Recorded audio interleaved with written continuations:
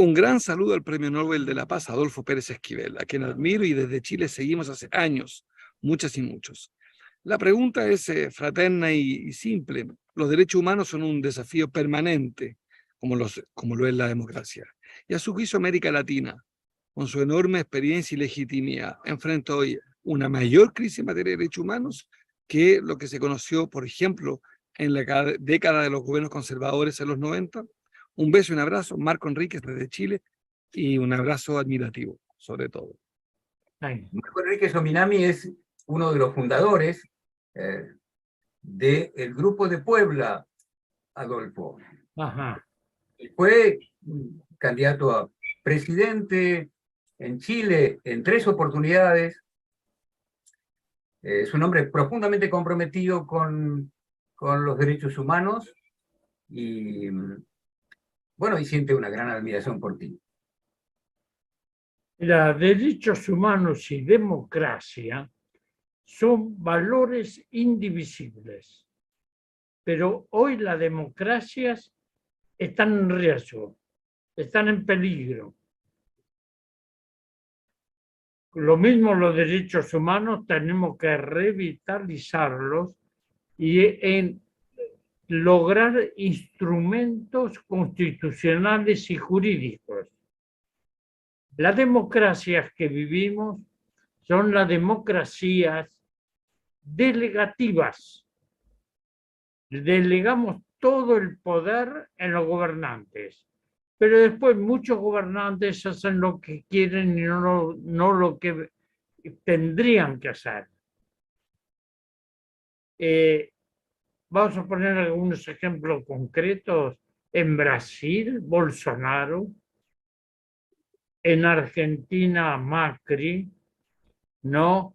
Los distintos gobiernos en América Latina, como es el golpe de Estado en Bolivia, en Honduras contra Manuel Zelaya, en Bolivia contra Evo Morales, en Paraguay contra Fernando Lugo y en Brasil contra Dilma Rousseff y Lula. Hace poco estuvo Lula en Buenos Aires. Nos encontramos y la última vez que nos vimos él estaba en prisión y ahora lo recibimos como presidente de Brasil. Y la gran preocupación de Lula es la igualdad, el derecho, la lucha contra el hambre, la lucha contra la pobreza, la lucha contra la miseria y recuperar la dignidad de las personas y de los pueblos. Ese es el objetivo fundamental, la vida. Y no cualquier forma de vida, sino la vida con dignidad. Y esto es lo que construye la democracia.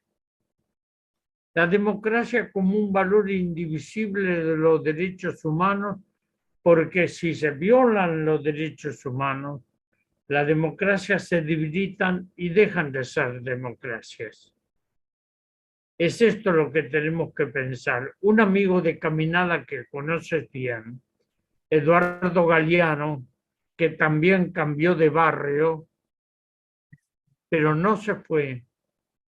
Eduardo Galeano decía que en América Latina no vivimos democracias, vivimos democraduras. Él hacía un juego de palabras, ¿no? Siempre empleaba la palabra como una fuerza de la resistencia, ¿no? Y es cierto, por eso tenemos que repensar la democracia que tenemos. ¿Y qué vamos a hacer? A propósito de esto, de lo que estás diciendo en este momento, Adolfo, hace poquitos días, nuestra vicepresidenta Cristina Fernández de Kirchner decía en la Universidad de Río Negro, hablaba sobre el desencanto actual en las democracias. porque las democracias no habían podido resolver muchos de los problemas concretos de las personas. Sí, Cristina tiene razón en eso, pero te voy a decir, creo que los dirigentes políticos, todos los dirigentes políticos, no solo de un partido, ¿no? Tenemos que cambiar muchas cosas. El mundo cambió. Las ciencias y la tecnología nos alteraron el curso de todo, la pandemia también. Entonces, tenemos que revisar los contenidos, los valores, porque nada es estático. Todo esto sufre una transformación permanente. Y aquí el problema es que tenemos que trabajar primero por un nuevo contrato social. Segundo, que nos lleve a la construcción de una democracia participativa.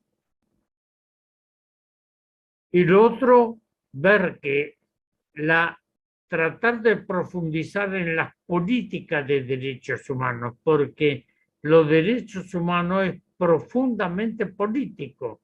Es humanitario, pero es político. Y las democracias hay que buscar la búsqueda del bien común de nuestras sociedades. Si no, tenemos cada vez mayor desigualdad. Estoy escribiendo una nota que digo gobiernos federales democráticos o feudos. Hoy tenemos feudos casi medievales, los country, los barrios cerrados, la educación privilegiada, separada del resto. Esos jóvenes que viviendo en country y en una educación elitista nunca van a comprender qué es ser pueblo. Este es el desafío. Entonces, una democracia participativa, donde el pueblo tenga herramientas constitucionales y jurídicas para evitar los abusos de poder. No la tenemos. En esta democracia delegamos todo el poder y se dice que el pueblo gobierna a través de sus representantes. Yo muchas veces a través de esos representantes no me siento representado. Ustedes no sé, pero yo no me siento representado. Perfecto. La otra cosa que tenemos que pensar es en la educación.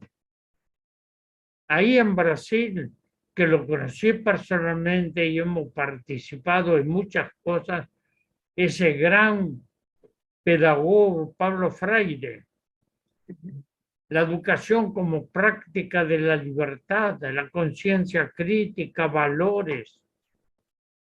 Yo sigo enseñando en la Universidad de Buenos Aires, ¿no? Y ¿para qué educamos? ¿Cuál es el fin de la educación? ¿Sacar un buen ingeniero, arquitecto, un médico, sociólogo? Pero por ahí podemos formarlo con mente de esclavos para un sistema. El desafío de la educación es la práctica de la libertad. Porque sin libertad no podemos construir otro nuevo amanecer. Es este el desafío. Los medios de comunicación que manipulan la información. Estoy hablando de los grandes medios mundiales, ¿no? Claro. Fíjate que ahora en la guerra, que dice que en la guerra entre Ucrania y Rusia, ponen la guerra de Putin. Pero no dicen nada de Estados Unidos, de la Unión Europea. Toda la culpa se la quiere el demonio, es Putin. Y no asumen que ellos son parte de la guerra. Estados Unidos, el gran negocio de la guerra. El capitalismo se está enriqueciendo con la guerra como se enriqueció con la pandemia. Aquí, yo siempre planteo lo siguiente, y es esto: el pensamiento crítico. Así como hay monocultivo de soja, de maíz, de trigo, de árboles, de pinos,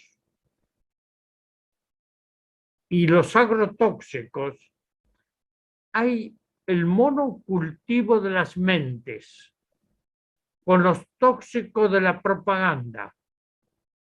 Ese monocultivo de las mentes es el daño que están haciendo en la juventud, está haciendo en las conciencias, porque se bebe todos los días de los tóxicos de la propaganda. Entonces, tenemos que cambiar esto. Y para esto necesitamos de la rebelión cultural.